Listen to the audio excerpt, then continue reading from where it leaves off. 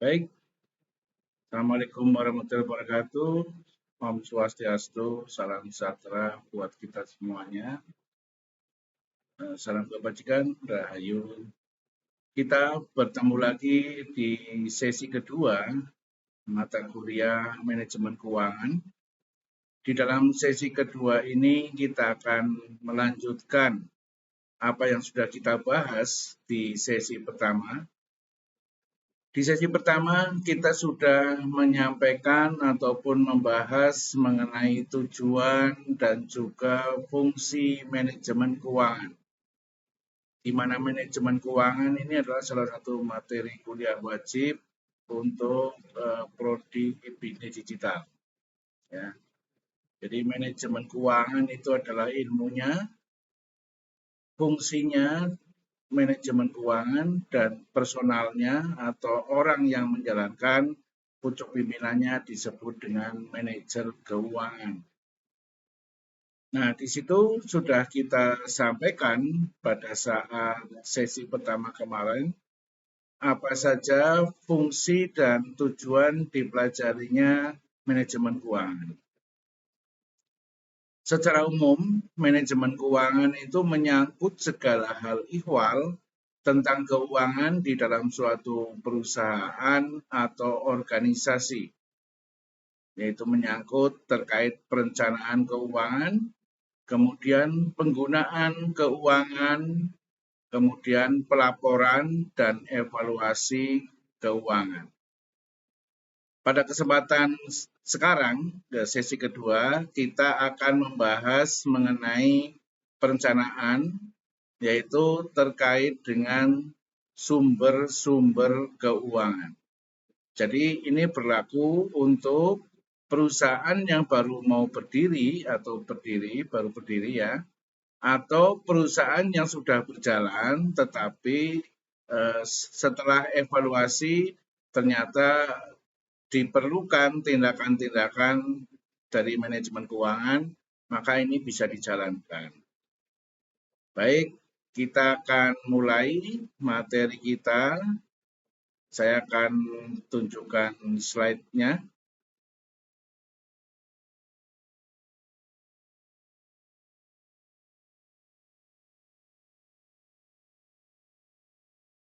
Kita akan bicara mengenai sumber-sumber keuangan.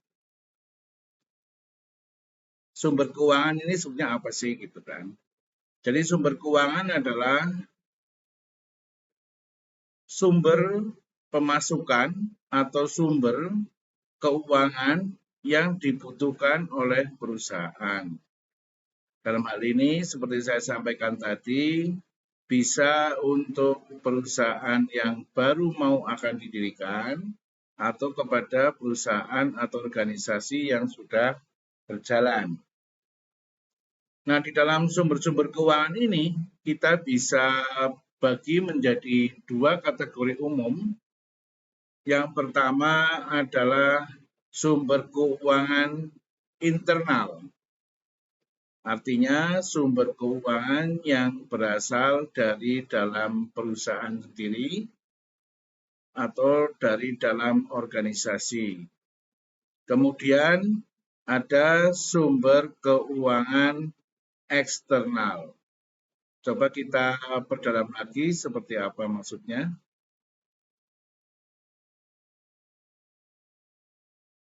Nah, saudara-saudara lihat di sini bahwa sumber-sumber keuangan yang bersumber dari internal. Sumber keuangan internal yang pertama bisa berasal dari pemilik usaha. Dalam hal ini apabila perusahaan ini sifatnya adalah perusahaan perorangan, ya.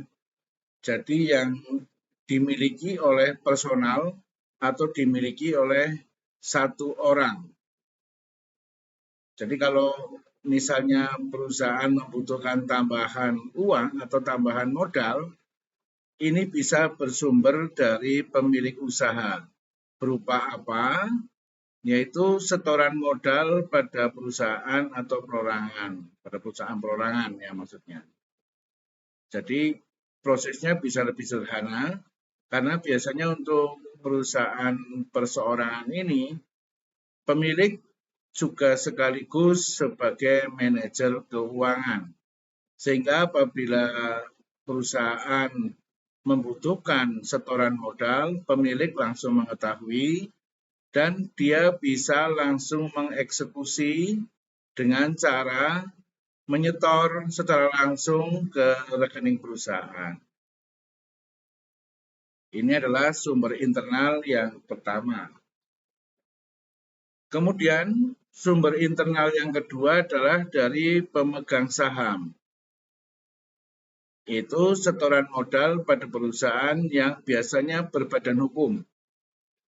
Badan hukum perusahaan apa saja? Itu bisa PT atau perseroan terbatas, bisa juga CV, ya.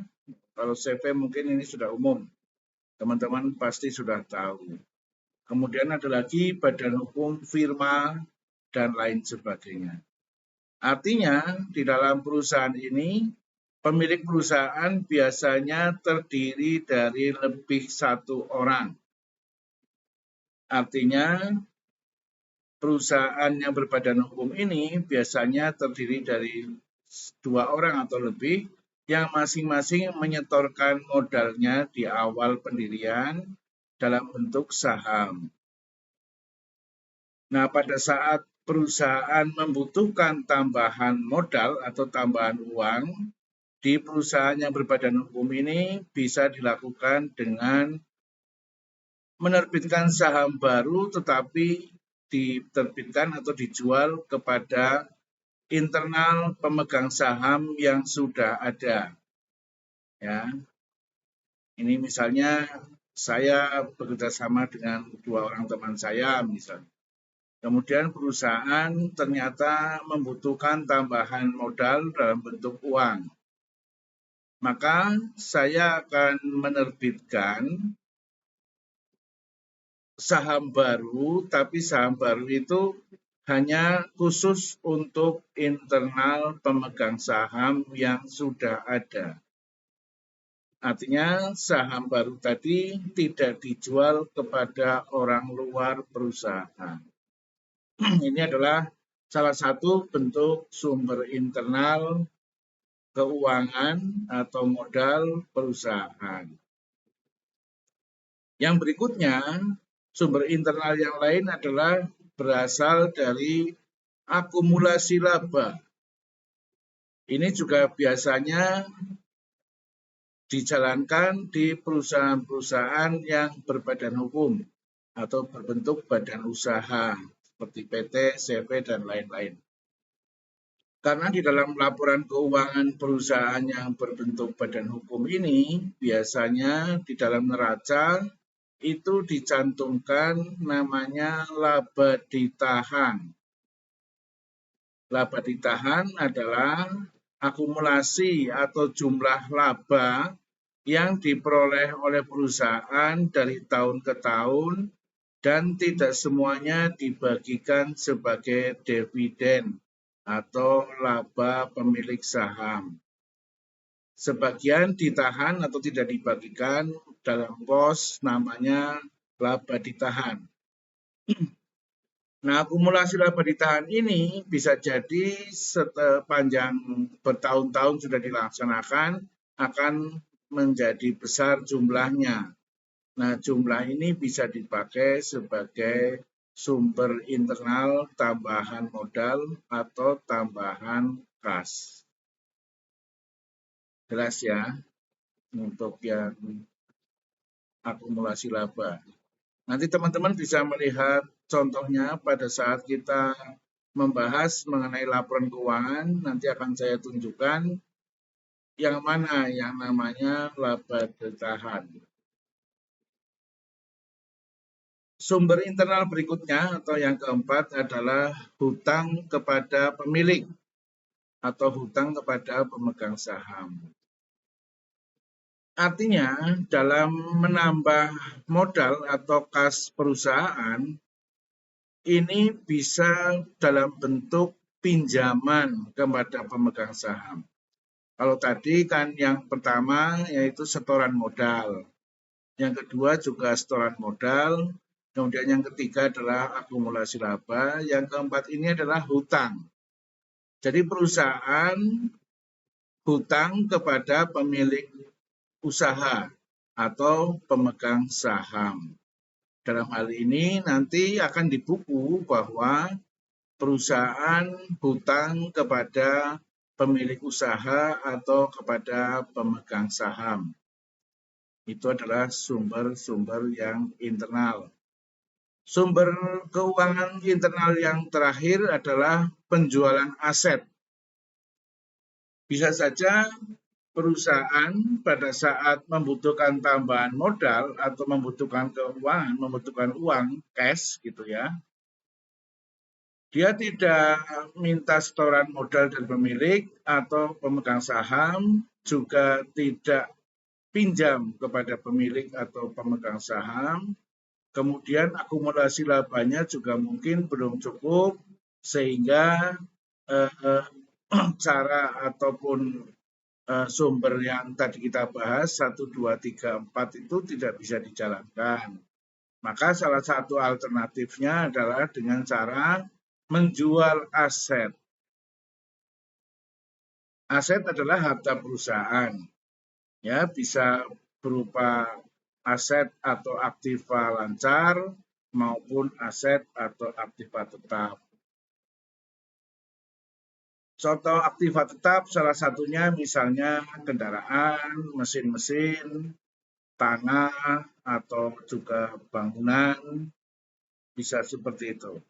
Ya, jadi mungkin perusahaan memiliki beberapa aset yang idle, yaitu aset-aset yang tidak digunakan atau aset-aset yang kurang berperan langsung dalam usaha, itu bisa dijual, ya, bisa dimanfaatkan sebagai penambahan modal atau penambahan keuangan perusahaan. Itu tadi sumber-sumber internal ada 5, nanti teman-teman bisa lebih membaca lebih detail lagi. Kita lanjut kepada sumber eksternal. Ya. Di sini sumber-sumber keuangan yang bersumber dari eksternal perusahaan. Artinya kita mencari keuangan, mencari tambahan modal ataupun tambahan keuangan perusahaan dari sumber-sumber di luar perusahaan. Apa saja yang termasuk di dalamnya? Yang pertama, kita bisa melakukan hutang bank. Ya. Hutang bank ini adalah pinjaman kepada bank atau lembaga keuangan lainnya. Misalnya hutang ke bank pemerintah, atau bank swasta, atau BPR, dan sebagainya, yang termasuk kategori sebagai bank atau lembaga keuangan.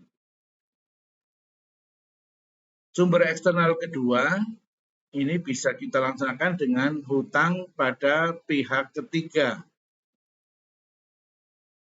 Hutang kepada pihak ketiga ini bisa kepada perorangan atau lembaga-lembaga non-bank. Ya. Jadi bedanya kalau hutang bank itu jelas hutangnya kepada lembaga, bukan kepada perorangan. Dan lembaga itu merupakan lembaga resmi perbankan atau lembaga keuangan non-bank. Tapi kalau hutang pada pihak ketiga, ini bisa kepada perorangan atau kepada lembaga non-bank. Lembaga non-bank ini misalnya bisa kepada koperasi, ya, atau kepada lembaga-lembaga lain yang tidak dikategorikan sebagai bank atau lembaga keuangan, tapi legal secara aturan. Nah, pihak ketiga ini adalah pihak di luar pengurus atau pemilik modal perusahaan.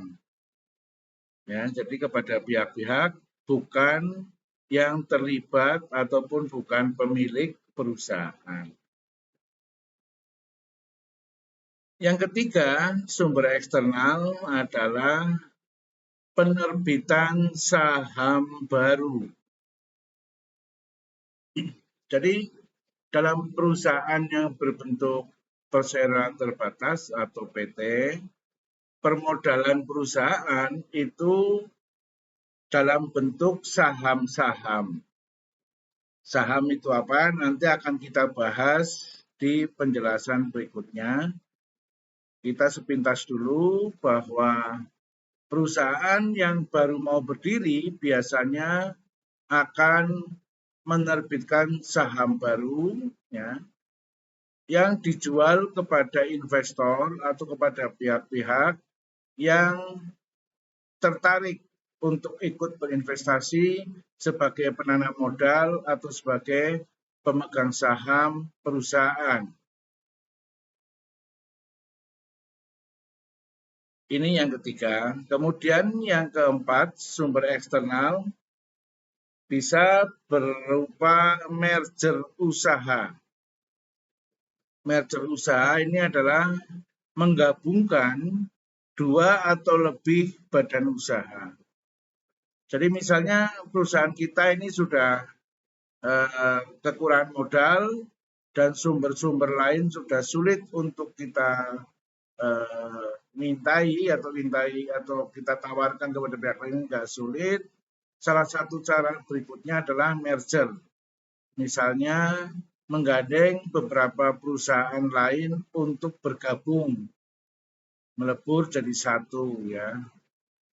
Contohnya dulu adalah kalau teman-teman yang lahirnya tahun 90-an mungkin masih ingat ada namanya Bank Bumidaya, ada namanya Bank Eksim, ada namanya Bank Dagang Negara gitu ya. Kemudian untuk mengefisienkan dan menambah modal, waktu itu pemerintah mengambil kebijakan dengan melakukan merger bank-bank tersebut menjadi namanya Bank Mandiri ya.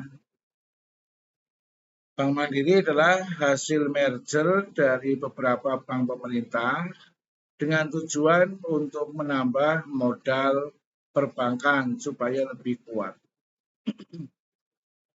Kemudian langkah yang kelima ya, sumber eksternal yang kelima ini meskipun tidak populer dan jarang sekali dilaksanakan, tetapi memungkinkan, aturannya membolehkan.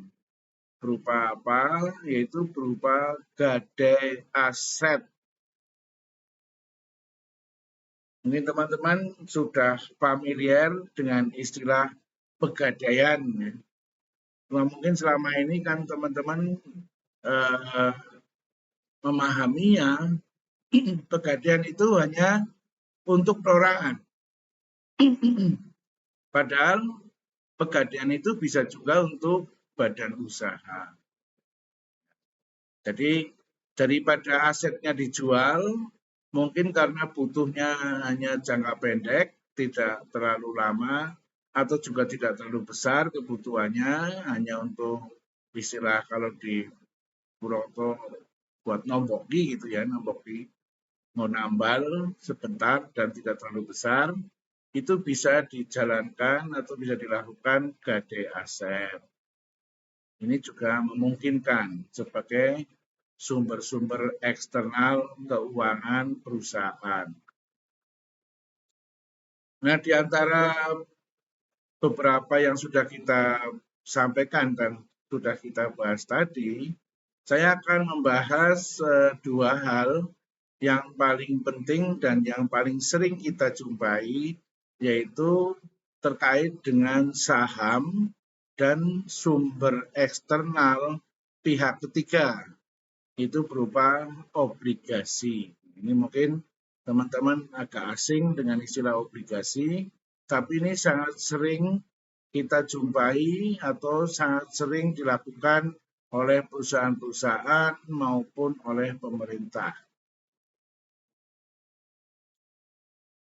Kita mulai untuk pembahasan tentang saham ya.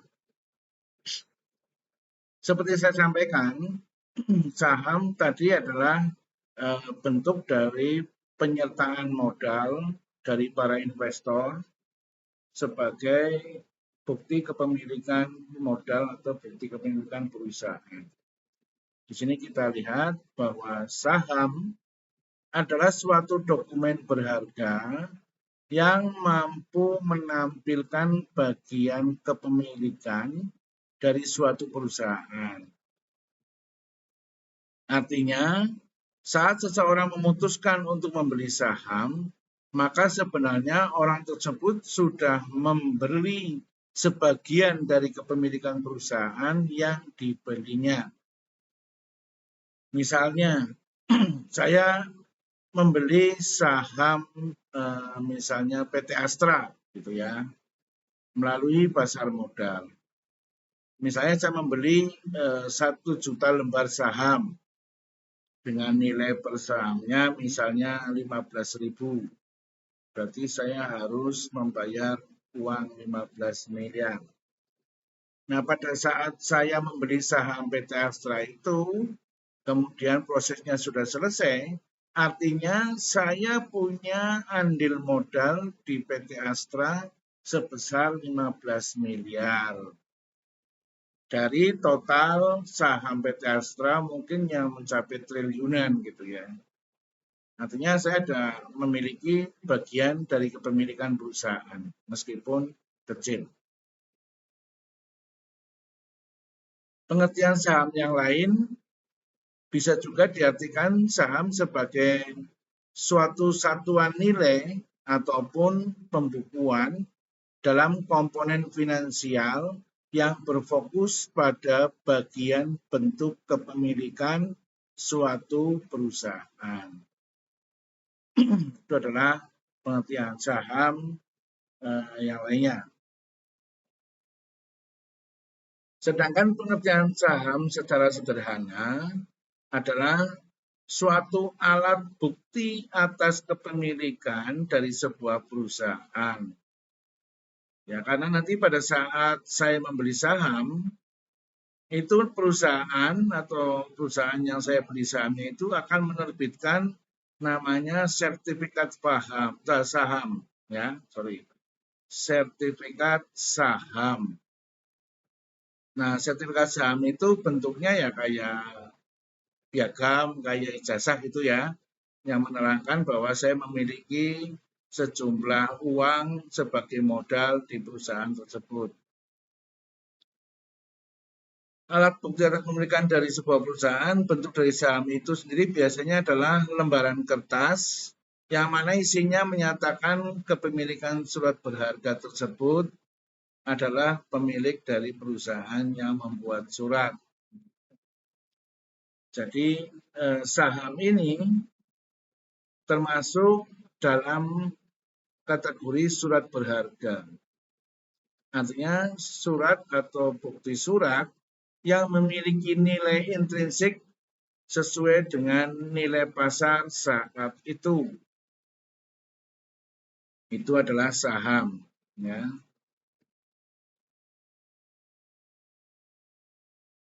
Kemudian selain pengertian saham tadi, kita akan bicara jenis-jenis saham. Yang pertama ada namanya saham biasa. Pengertian saham biasa atau disebut dengan common stock, saham itu bahasa Inggrisnya stock, common itu biasa, ya. Jadi common stock adalah saham biasa. Adalah suatu saham yang bisa diklaim berdasarkan dari keuntungan dan kerugian yang ada pada suatu perusahaan. Ya. Apabila prosedur likuidasi dilakukan, maka para pemegang saham biasa akan memiliki prioritas terakhir dalam hal pembagian dividen dari penjualan aset suatu perusahaan. Artinya, saham biasa ini adalah bentuk pemilikan modal yang sifatnya biasa atau umum, bukan prioritas, ya.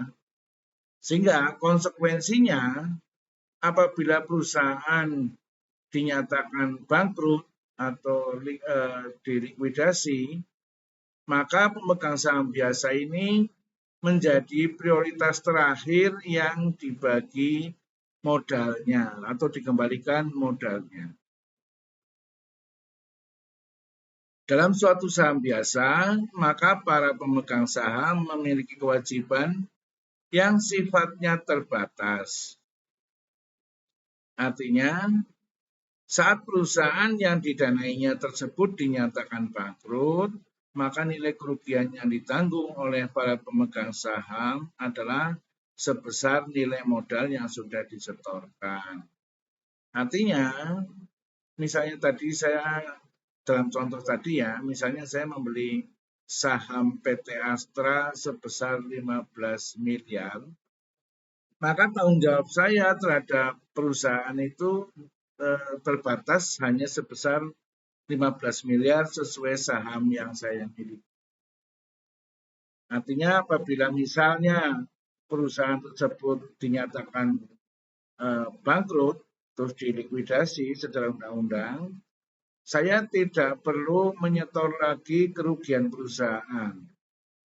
Artinya ya tanggung jawab saya hanya sampai kepada besarnya saham yang saya miliki. Itu adalah saham biasa. Kemudian berikutnya adalah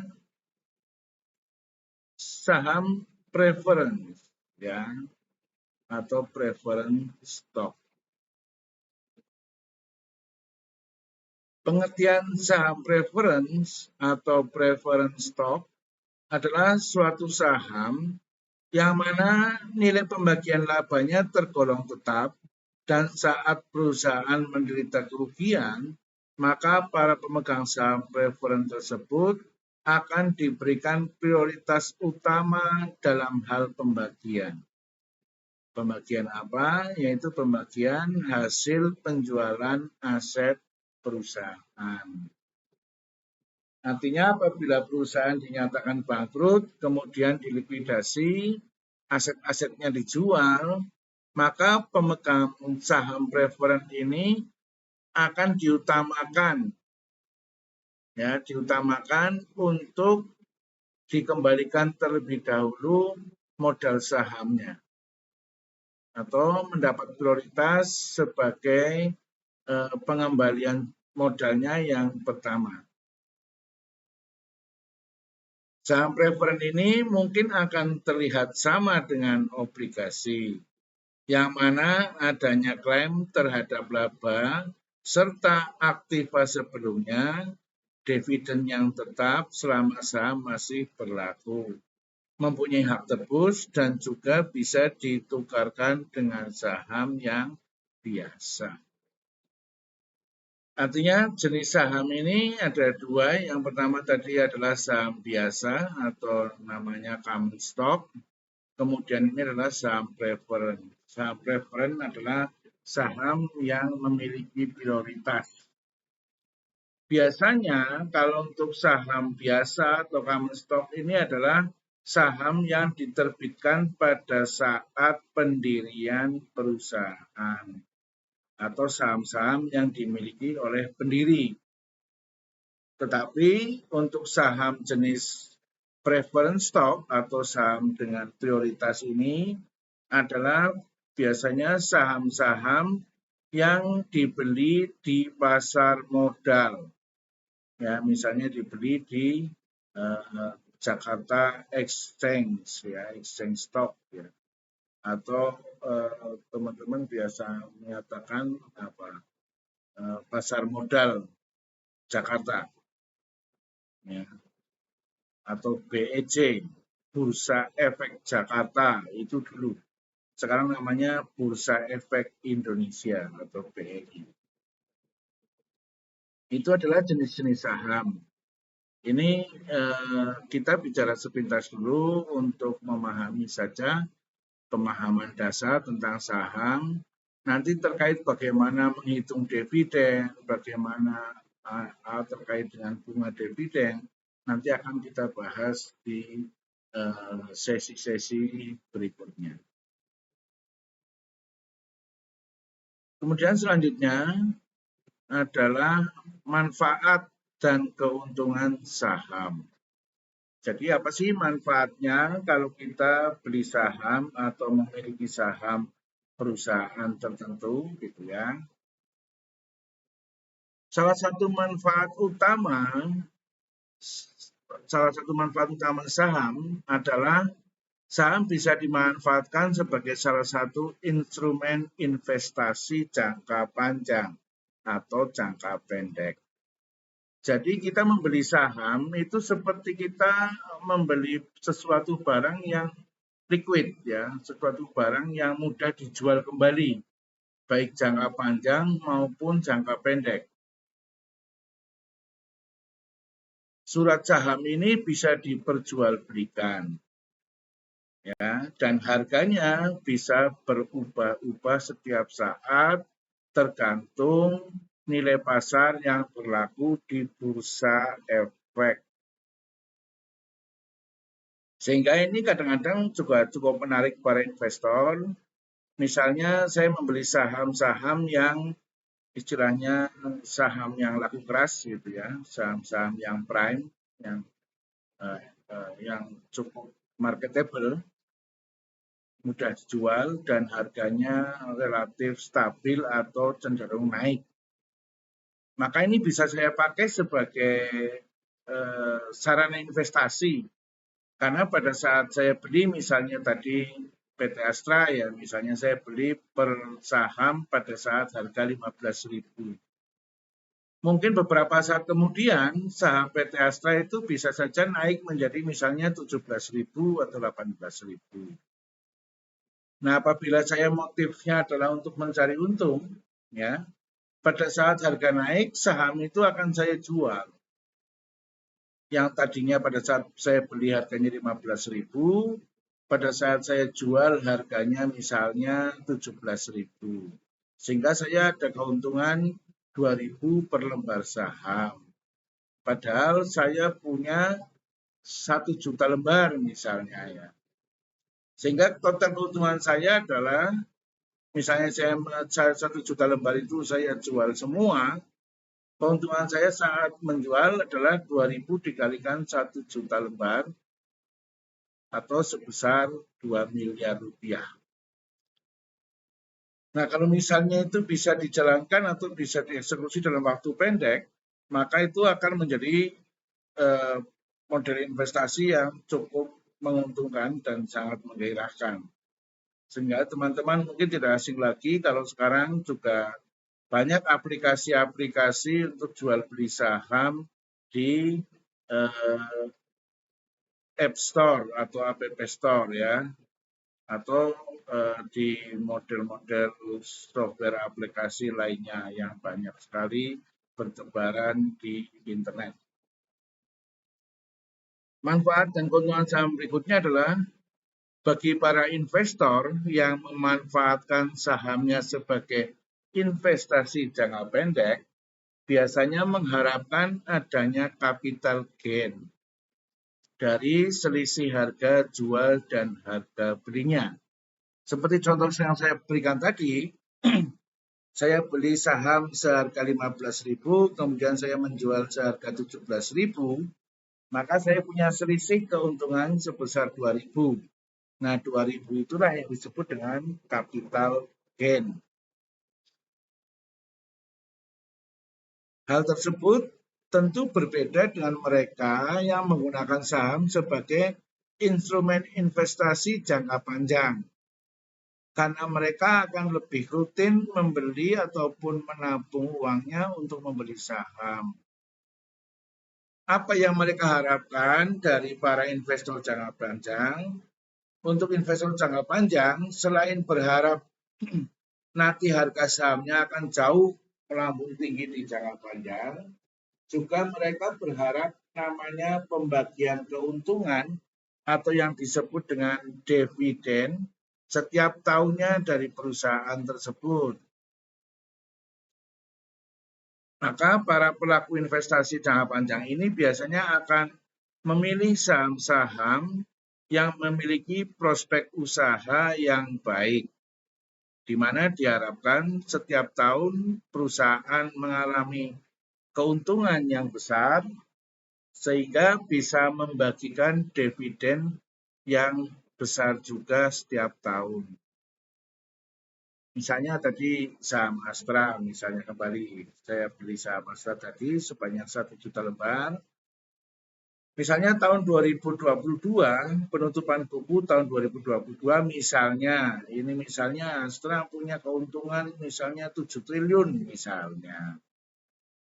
Nah kemudian dari 7 triliun itu diambil sebagian labanya untuk dibagi dalam bentuk dividen.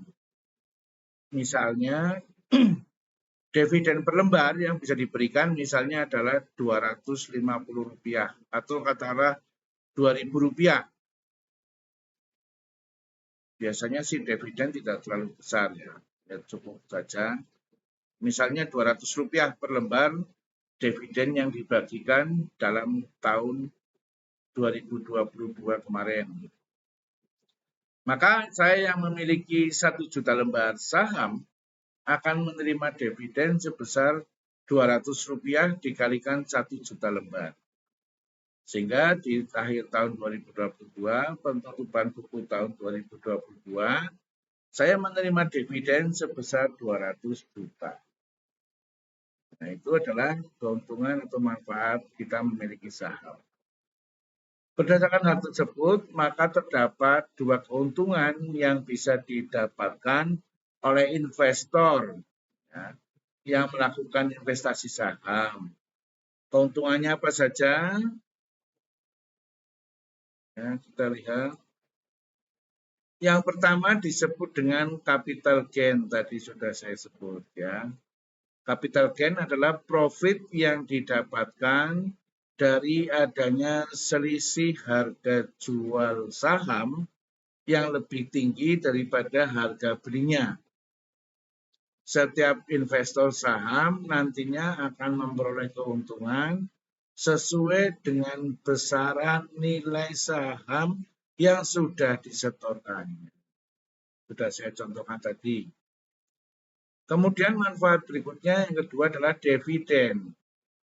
Adalah nilai keuntungan yang didapatkan dari hasil pembagian dividen tunai dari suatu emiten. Emiten ini adalah ya penerbit sahamnya. Dividen adalah pendapatan tambahan yang bisa diraih oleh investor jika mereka membeli saham dari emiten yang memiliki performa pendapatan yang bagus. Artinya, emiten atau perusahaan yang menerbitkan saham ini, apabila perusahaan itu mempunyai performa ataupun kinerja yang bagus, biasanya harga sahamnya akan terus naik. Ada beberapa perusahaan besar di Indonesia yang dianggap memiliki performa yang baik swasta maupun perusahaan BUMN milik pemerintah. Ya. Nah, dari perusahaan-perusahaan yang punya performa yang baik itu biasanya para investor sangat tertarik untuk membeli saham. Nah, kalau sahamnya sudah terbatas yang beredar, sementara peminatnya banyak, maka harga saham akan terus naik sepanjang waktu. Itu adalah bicara mengenai saham. Nanti kalau ada pertanyaan dan hal-hal yang belum jelas, bisa disampaikan di komentar YouTube ini atau disampaikan di WA grup kita. Nanti kita akan bahas bersama. Berikutnya, seperti tadi saya sampaikan, dua hal yang akan kita bahas di dalam sesi 2 ini. Yang penting tadi yang pertama adalah saham, yang kedua adalah obligasi. Obligasi itu apa? Gitu. Obligasi adalah suatu surat berharga berupa pengakuan atau pernyataan hutang yang diterbitkan oleh perusahaan penerbit, baik perusahaan swasta maupun pemerintah. Jadi bedanya di sini jelas, kalau saham itu kita menanamkan modal atau investor menanamkan modal di dalam suatu perusahaan. Tapi kalau obligasi, perusahaan hutang, ya, perusahaan hutang kepada pihak ketiga atau kepada investor. Nah, bukti hutang dari perusahaan ini, perusahaan akan menerbitkan sertifikat yang disebut dengan sertifikat obligasi. Atau perusahaan menyatakan mengakui bahwa perusahaan hutang kepada investor sejumlah nilai tertentu dan ini tertuang dalam sertifikat obligasi. Nah, surat hutang ini disebut dengan obligasi. Perusahaan penerbit merupakan pemilik utang. Lalu, surat yang diterbitkan tadi dapat dijual belikan kepada masyarakat. Jadi obligasi ini juga kayak sertifikat saham ya, bisa dijual belikan. Di sini masyarakat berperan sebagai pemegang obligasi atau pihak yang berpiutang atau pihak yang memberikan hutang kepada perusahaan. Surat pernyataan hutang yang diperjualbelikan tersebut berisi perjanjian bahwa perusahaan penerbit akan melunasi hutang serta bunganya pada tanggal jatuh tempo. Waktu jatuh tempo obligasi itu biasanya berkisar antara 1 sampai 10 tahun. Artinya obligasi ini adalah salah satu jenis hutang jangka panjang. Tidak mungkin obligasi itu di bawah 1 tahun. Biasanya obligasi di atas 1 tahun bahkan bisa sampai 10 tahun. Secara umum, perusahaan menerbitkan surat utang untuk mendapatkan modal atau dana segar dari masyarakat atau investor agar kinerja perusahaan tidak terhambat karena kekurangan dana. Jadi ini memang salah satu fungsi pencarian dana atau pengadaan dana dalam manajemen keuangan. Selanjutnya, karakteristik obligasi. Jadi obligasi itu apa saja sih karakteristiknya atau apa hal-hal yang perlu kita ketahui tentang obligasi. Sebagai instrumen investasi, terdapat 4 karakteristik obligasi yang perlu kita ketahui bersama agar dapat membedakannya dengan instrumen lain. Artinya instrumen lain ini adalah misalnya tadi saham ya. Apa saja karakteristiknya?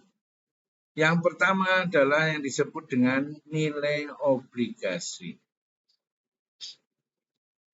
Nilai obligasi atau yang biasanya disebut dengan jumlah emisi obligasi adalah informasi perihal jumlah dana yang diperlukan sebagai pendasaran mendapatkan utang dari investor.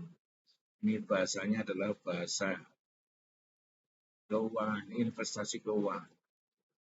Pendasaran ya, sebagai pendasaran mendapatkan utang dari investor. Artinya nilai obligasi ini tercantum di dalam sertifikat obligasi dengan nominal-nominal tertentu. Ya. Besaran nominal yang dikeluarkan harus ditentukan oleh aliran arus kas perusahaan, kinerja perusahaan, dan tujuan bisnis agar investasi obligasi bergerak sesuai fakta. Artinya bahwa perusahaan bisa menerbitkan obligasi apabila perusahaan itu sudah benar-benar terbukti membutuhkan tambahan dana atau modal.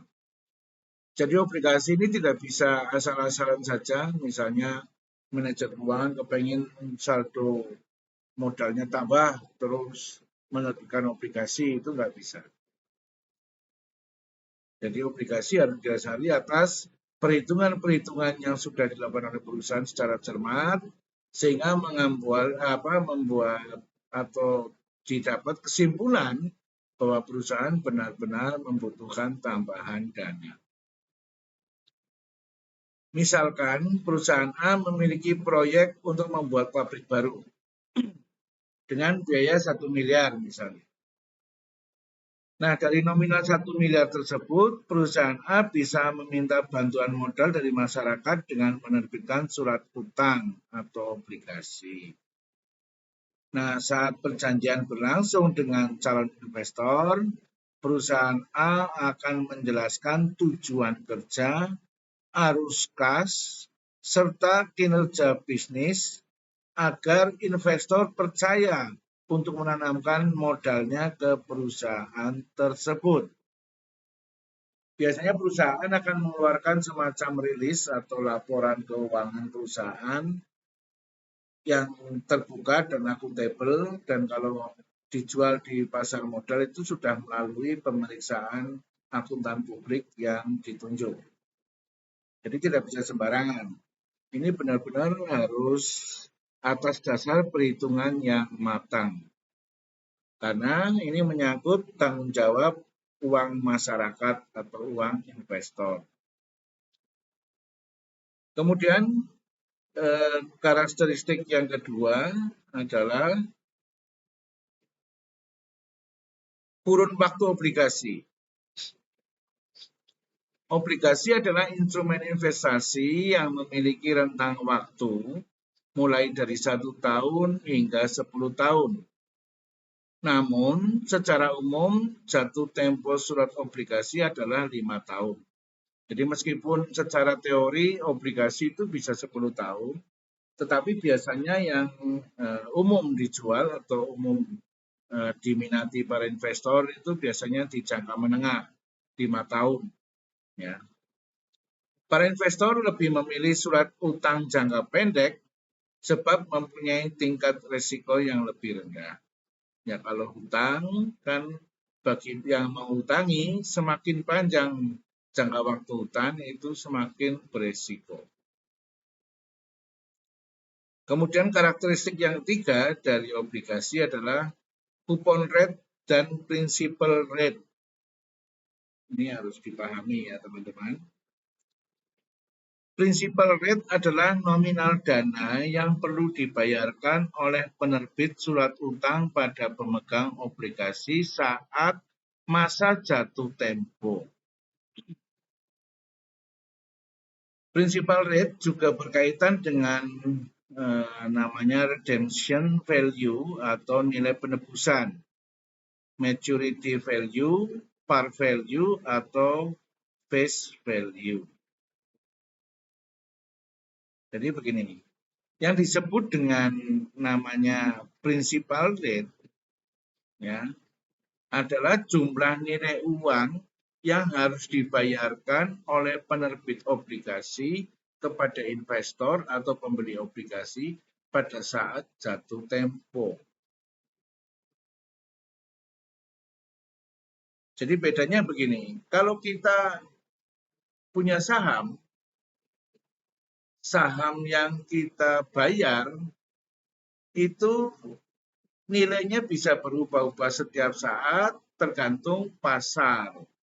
Tapi kalau obligasi ini sudah dibatasi dengan yang namanya principal rate atau nominal obligasi. Jadi misalnya ada obligasi dari suatu perusahaan, di dalam sertifikat obligasi itu tertulis angka per lembarnya misalnya 5 juta rupiah. Dengan kuponnya misalnya 8% per tahun. Sementara jangka waktu obligasinya adalah 5 tahun. Jadi dengan perhitungan tertentu, nanti principal rate-nya harus kita dibayar oleh perusahaan itu sebesar 5 juta pada tahun kelima atau pada saat jatuh tempo. Tapi investor pada saat membeli itu nilainya adalah di bawah 5 juta per lembar. Karena ada namanya diskon faktor atau diskon rate. Nah, itu yang membuat para investor itu tertarik karena saya akan mendapatkan uang 5 juta pada 5 tahun yang akan datang dengan saya hanya mengeluarkan misalnya 3.700.000 hari ini. Artinya selama 5 tahun saya akan untung Rp1.300.000 per lembar obligasi. Itu bedanya dengan saham. Sementara itu, kupon rate adalah tingkat bunga yang harus dilunasi penerbit obligasi pada pemegang obligasi per tahun. Ya, jadi selain nanti akan mendapatkan nilai namanya principal rate, para pemberi obligasi ini juga akan dapat namanya kupon rate atau tingkat bunga dari pinjaman yang sudah diberikan kepada perusahaan. Karakteristik yang keempat adalah jadwal pembayaran. Agar sesuai dengan perjanjian, penerbit obligasi perlu membayarkan bunga secara berkala. Biasanya bisa per trimester atau 3 bulan sekali, per semester atau 6 bulan, atau triwulan. Trimester ini adalah biasanya 1,5 tahun ya. Atau triwulan adalah 3 bulan sekali. Trimester ini bisa juga 4 bulan sekali ya. Itu adalah jadwal pembayaran dan karakteristik dari obligasi. Selanjutnya, kita bicara tentang, ini tadi lewat ya.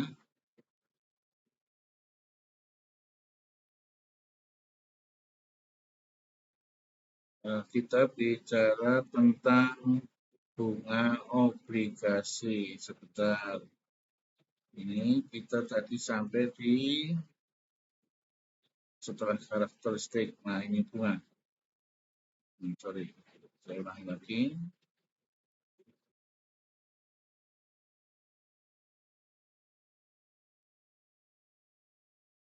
Oh, ini terlalu cepat. Jadi, kita bicara di yang terakhir ya. Dari lembar-lembar yang sudah kita bahas. Jadi cara skip-nya atau cara membuka ini terlalu cepat sehingga kita tidak kesulitan.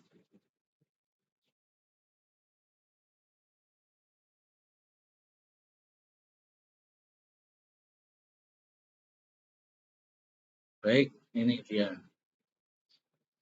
Yang terakhir kita akan membahas mengenai bunga obligasi. Bunga obligasi biasanya disebut sebagai kupon. Kupon setiap surat utang bisa berbeda-beda, tergantung pada jenis surat yang dipilih penerbitannya, serta kesepakatan antara pemegang surat dan penerbit surat. Umumnya, besarnya kupon obligasi berkisar antara 5-10%, atau tergantung tingkat bunga pasar yang berlaku saat itu. Di Indonesia, bunga obligasi ini cenderung besar karena bunga pinjaman dan bunga simpanan juga cukup besar. Tapi coba kalau di negara-negara yang sudah maju, di mana bunga pinjaman itu hanya berkisar 0,%, maka bunga obligasi pun kecil. Ya. Kemudian obligasi juga ada risikonya tentunya. Nah, ini risikonya apa saja? Risiko obligasi adalah tidak bisa mendapatkan keuntungan sesuai perjanjian awal, sehingga menyebabkan kehilangan nilai dana yang telah diinvestasikan. Tapi risiko tersebut umumnya hanya terdapat pada jenis-jenis obligasi yang tidak dilindungi undang-undang. Artinya begini, karena obligasi ini adalah surat hutang, surat pernyataan hutang atau surat pengakuan hutang dari perusahaan, maka ini akan cenderung sulit untuk diperjualbelikan. Tidak seperti saham. Saham itu lebih liquid ya. Tapi oleh obligasi ini membutuhkan effort yang lebih untuk menjelaskan tentang manfaat dan keuntungan dari obligasi sehingga orang lain atau investor lain bersedia untuk mengambil alih atau pemindahan tangan obligasi dari investor satu ke investor lain. Di samping itu, instrumen investasi ini juga lebih mudah terpengaruh terhadap perubahan ekonomi, kondisi politik suatu negara, serta suku bunga yang diterapkan. Artinya, karena ini sifatnya adalah pengakuan hutang, yang boleh dibilang tanpa jaminan aset, nggak kayak kita hutang di bank ya. Obligasi murni berdasarkan kepercayaan investor kepada perusahaan. Sehingga investor ini tidak minta jaminan berupa aset atau aktiva tetap ya, tapi dia hanya berdasarkan kinerja perusahaan dan kepercayaan kepada perusahaan. Nah, di sini memang risiko obligasi menjadi lebih tinggi daripada saham.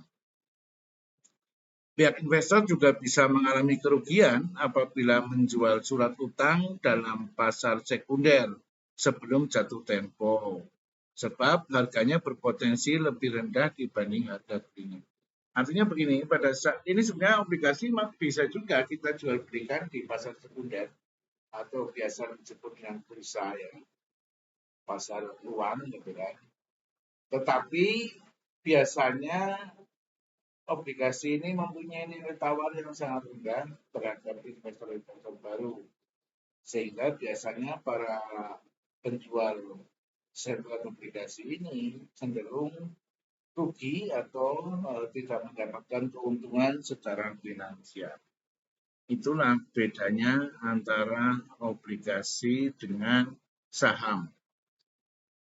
Dua materi itu yang saya sampaikan karena ini yang paling penting untuk teman-teman ketahui. Yang lain-lain ini sudah cukup jelas ya, misalnya kayak hutang kepada pemilik saham atau hutang kepada bank itu lebih jelas, artinya sudah teman-teman banyak tahu lah prosesnya bagaimana dan sebagainya itu banyak diketahui. Tapi kalau bagaimana proses mendapatkan dana atau sumber dana dari saham, penjualan saham dan obligasi, ini memang harus diperjelas dan diketahui oleh teman-teman. Baik, itu yang saya sampaikan pada sesi kedua ini. Nanti silakan teman-teman dipelajari lebih lanjut, mencari materi-materi dari sumber-sumber yang lain, daftar pustaka dan lain sebagainya, atau juga teman-teman bisa mengakses dari internet pemahaman-pemahaman tentang sumber-sumber keuangan perusahaan. Baik, nanti kalau ada yang ingin ditanyakan atau didiskusikan, teman-teman bisa memberikan komentar di dalam kolom komentar di channel ini, dan juga teman-teman bisa juga misalnya menanyakan di grup WhatsApp, grup kelas kita, silahkan bisa di situ, nanti kita bisa diskusikan bersama. Saya kira itu yang perlu saya sampaikan pada sesi kedua ini. Terima kasih atas perhatiannya. Jangan lupa subscribe, like, dan share channel ini untuk bisa lebih menggerakkan kita semuanya. Dan kita akan bertemu lagi di sesi kuliah berikutnya dengan pembahasan-pembahasan yang lain. Terima kasih. Wassalamualaikum warahmatullahi wabarakatuh.